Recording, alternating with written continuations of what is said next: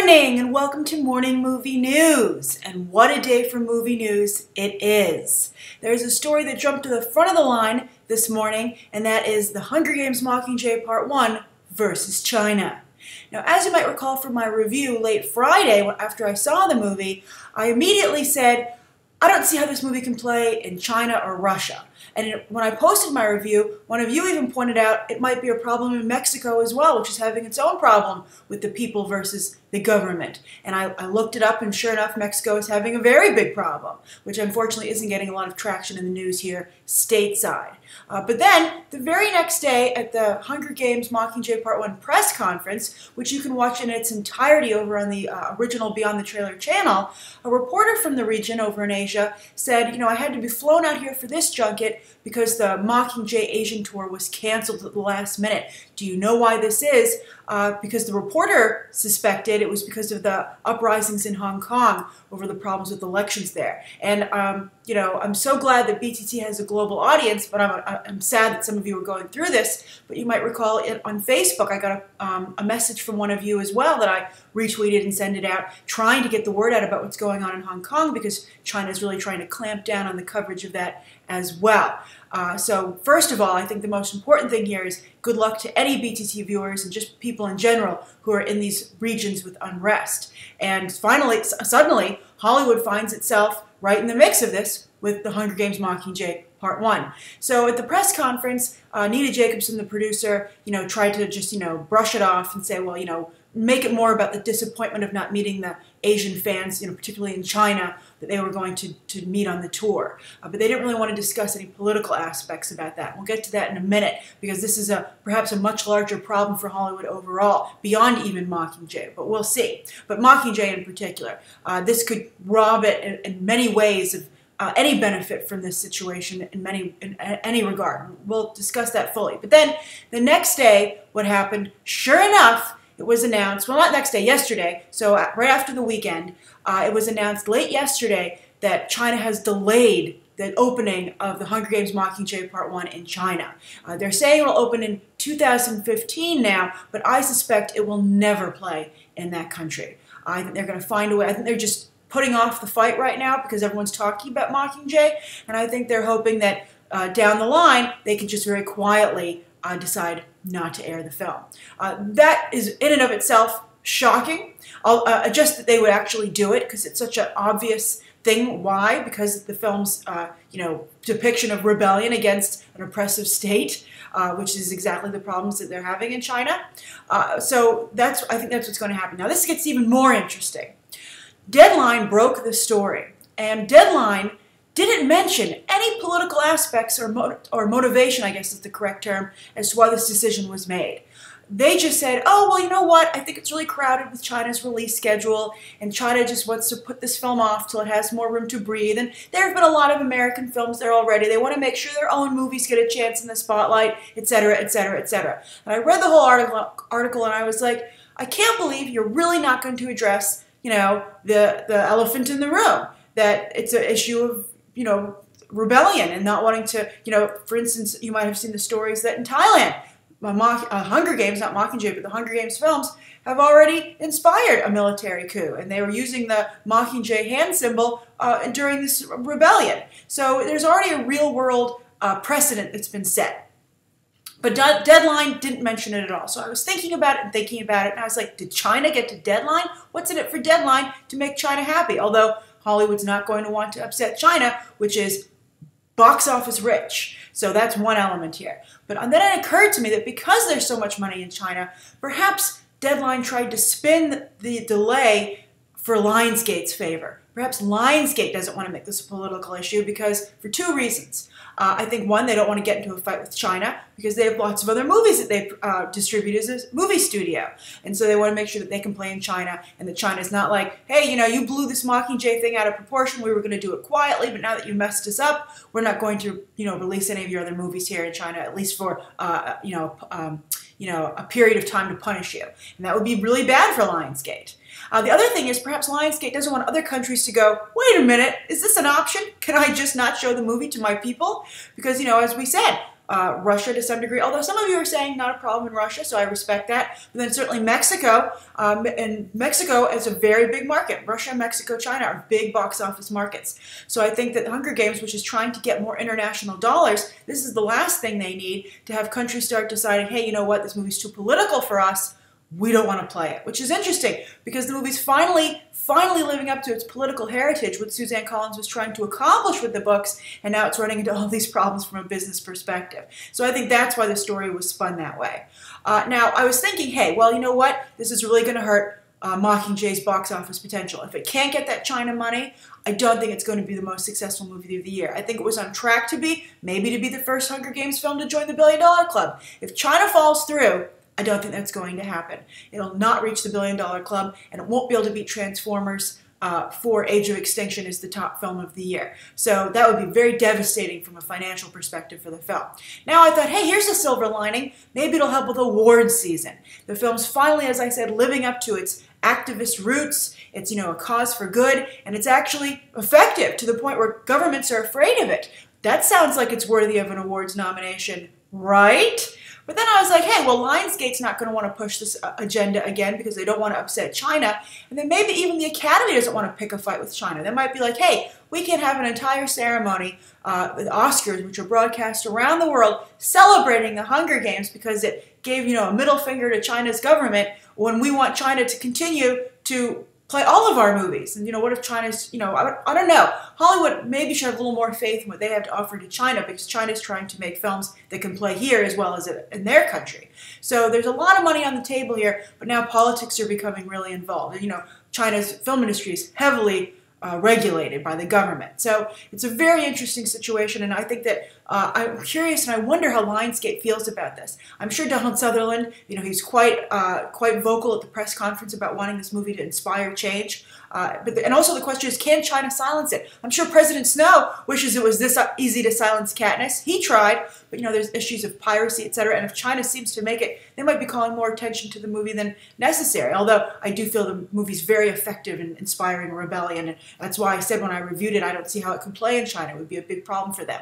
So this might be a no-win situation. Although from what I hear, China is very good at clamping down on information in their own country. They don't even have YouTube, etc., and it's just a really difficult situation for those involved there. But if this movie is that good, perhaps the factions in China that want to rebel will find a way to see it, or at least use it. When you see Mockingjay, you'll see the power of propaganda, and this might be a big piece of propaganda that China has just handed its dissenters. So I'm very curious to what you think of this from a political perspective and also a business perspective. And should Hollywood have the guts to stand up to China, or do you think there's just too much money at risk? And do you think Hollywood has more power with China, more pull with China, than they're giving themselves credit for? All right, so that's the first story of the day. What a story! All right, the second story of the day is about Marvel Phase 3. Now, yesterday there was like a really big, hubbubaloo on the internet because they released the timeline that they showed at the press conference. Everyone was like, "Ooh, so pretty!" And it is very pretty. Here, you can see it right now. It's got a lot of nice graphics on it. I was surprised people made such a big deal about it, though, because there was no new information really released with this. It was just a picture from the press conference, and you could see it really well at the press conference. So I think people just like talking about Marvel. I'm not going to knock it. I like talking about Marvel too, so let's talk about Marvel. But first, I want to take this as an opportunity to remind you that your BTT Voice videos about Marvel Phase 3 are due at the end of the day this coming Friday, November 21st. So again, you record yourself for 30 seconds. Please don't go over 30 seconds or else we won't be able to watch it because we have to, that we get a lot of videos and, we have to be able to turn this video around in a timely manner. So keep it to 30 seconds. If you're like 32 seconds, don't worry about it. Approximately 30 seconds. There should be a 3 in front of your seconds. Send in your thoughts about the Marvel Cinematic Universe, good and or bad. Upload it to YouTube as an unlisted video, then send me the link at grace@gracerandolph.com. And so that's the way to do it. That's the way to be involved in BTT Voice. And again, those videos are due at the end of the day this Friday, November 21st. All right, so let's look at this graphic. The thing that really popped out to me, which I thought was very interesting about it, was that they say, oh, this is Marvel Phase 3. And I was like, yeah, this is Marvel Phase 3 officially, but I have to say, it looks like 2 phases to me. I think they're just calling it Phase 3, but it seems really long. as you might see, it's well, it's actually only 2 years, or 3 years in total, I guess, because 2016, 2017, and the beginning of 2018. But I would suspect they have another. Oh no, there it is. There's the May 2018. This timeline's weird. But anyway, through 2019 actually. So yeah, 3 years basically, approximately 3 years. So that makes sense. That just shows you how many movies Marvel's going to start cramming into a year, like DreamWorks. And as we've said before, DreamWorks kind of, I think, might have come to regret the 3-movie-a-year decision. Not working out so great for them overall. We'll see what happens to Marvel. But Marvel's on a roll. And, you know, when people want your product, why not just keep them giving them more until they tell you to slow down, right? And right now, nobody's telling Marvel to slow down. But this, to me, thematically, from a creative perspective, seems like 2 different phases. And I think they would have benefited from dividing it into 2. Because think about it. Clearly, with Civil War, something's going to happen. Also, as people have noted, where the heck's Ant-Man? Ant-Man has become like some little in-between movie between Phase 2 and Phase 3, like almost an epilogue to the Avengers, and that's really an unfortunate place for that. I'm surprised. I don't think we've ever seen Marvel not give enough support to one of their films, and Ant-Man seems to be the first one. I think that's unfortunate because I'm a big Paul Rudd fan. I'm excited to see Michael Douglas in this universe, and I like Evangeline Lilly. I'm sorry what happened with Edgar Wright, but I think to just totally ignore this movie and not give it the support it needs is an unfortunate and surprising choice. But anyway, as for this Phase 3, as you can see, it starts officially with Captain America Civil War. Lots of unrest there. And you see the unrest continuing largely up to Avengers Infinity War. So you have Civil War, then you have Doctor Strange, who I largely believe will be affiliated with Captain America on his side, perhaps. Because also, aren't Doctor Strange, Stephen Strange, and Tony Stark kind of repetitive with each other, right? So you're gonna, unless, you know, we'll see how he looks as a cinematic character. So Civil War, spinning into Doctor Strange, where he'll probably debut in Civil War. Then you've got Guardians of the Galaxy, which is kind of like on its own course, but it's going to collide with Marvel Cinematic Universe proper very soon, in what I think should be called Phase 4. Then you have Thor Ragnarok, more doom and gloom, you know, breaking down your characters. Ultron is the beginning of getting a really good villain in there and going to a darker turn. And then I think this first half of Phase 3 is, you know, exploring that. Civil War, Doctor Strange, you know, bringing out the magic elements introduced in Avengers Age of Ultron with Scarlet Witch. I really strongly believe she will be in Doctor Strange. So you've got your magic line starting, as we've discussed before. So that's kind of what's happening. And then Black Panther, of course, spins directly out of Captain America Civil War. And I'm sure there are going to be problems in Wakanda probably for him to explore. So that's kind of what you have going on there. A very dark phase, and also the beginning of, you know, keeping the cosmic universe going, and then also getting the magic one going. But then clearly, the second half of Phase 3 is all about Marvel Cosmic. And I really think that deserves its own phase. Because you have Infinity War, where Thanos is finally going to come into the picture. I'm sure Guardians of the Galaxy are going to show up here. Then you have Captain Marvel, whose, of course, powers come from space, the Kree. Then you have the Inhumans, which live on the moon. They're really part of Marvel Cosmic. I mean, they've been literally brought back down to Earth in the Marvel 616 right now. So we'll see what happens where they live in the Marvel Cinematic Universe. Actually, one of you just tweeted me that they're showing up on Agents of S.H.I.E.L.D., so I'm not quite sure how they're going to be introduced here, but they're supposed to be part of Marvel Cosmic. And then, of course, we have Part 2 of Avengers Infinity War in 2019. So you're looking at very clearly a space emphasis. So I feel that to bulk these all together in one phase just doesn't make sense. And I don't think there's any reason. I mean, Marvel is the one who came up with this idea of phases. I think they can do anything they want with it that best fits the properties, right? So what do you think? I'm curious. Do you think it should be Phase 1? I mean, Phase 3 and Phase 4? Or do you think Phase 3, it's fine like this, you know, it's just, you know, I guess it's Kevin Feige's thought process. That's what the phases really refer to. All right, so that's the second story of the day. I'm curious to what you think of that. This kind of ties into our third story of the day. This is about the Interstellar unlimited ticket that they're releasing from Paramount Studios and AMC, and it's only available to those of you who are an AMC Stubs member. I'm an AMC Stubs member. I highly recommend you become an AMC Stubs member. It's like $1 a month. The rewards are actually quite good if you go to the movies regularly. For every $100 you spend, and you can reach 100 pretty darn fast, especially if you go with other people and with concessions. So, and then you get $10 back right away, which you can use on the ticket or concession. So it's very nice. It's a great deal. I really like it a lot. And also you get fun things when you go. Like the Ninja Turtle masks were only for AMC Stubs members, and the Peabody and Mr. Peabody and Sherman glasses and bow tie were for AMC Stubs members. So it's definitely worth $1 a month. So anyway, now you get something else even more, because they're a little worried about Interstellar's drop-off rate. It dropped a little more than suspected over the weekend. When I was writing movie math, it dropped in the 30s and actually ended up dropping 40%. That's not horrible. That's not like we're sinking. It's like, man, we're listing. That's more what that is. But you know, it's not what Paramount and Warner Brothers obviously wanted, especially considering how important this film is and you know what they expected from it. They expected a Dark Knight. They expected an Inception, and those movies had much better, you know, rewatch rates. People were going back to the theater to see them again and again and again.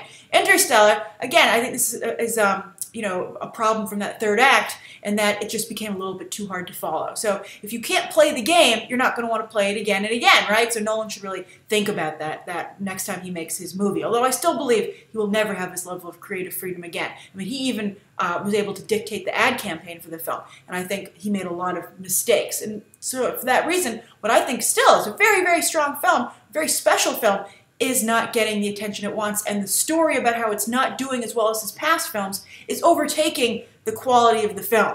So, and also people are having a really good time poking holes in it. You know, it's really funny how momentum and image can be affected by this stuff, and that's where the conversation's going. And I think Paramount to some degree has lost control of the conversation for Interstellar, and so is Nolan, which is unfortunate again.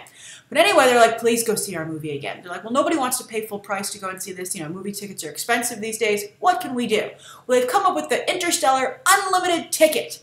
So you go to an AMC theater, there are 330 theaters participating in this, and you say, I'm an AMC Stubs member, and you can either buy the ticket fresh for $20 to $35, depending where you live.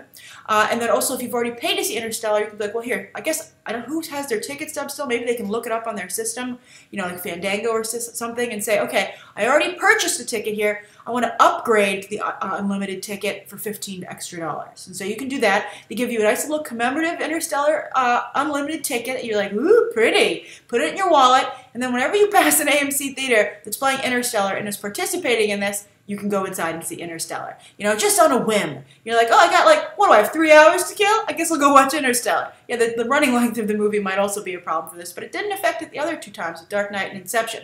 But anyway, so that's what they're hoping. And also, I'm sure the theater is like, well, you're going to have to want a snack, right? Especially since it's so long, so we'll make some money there as well.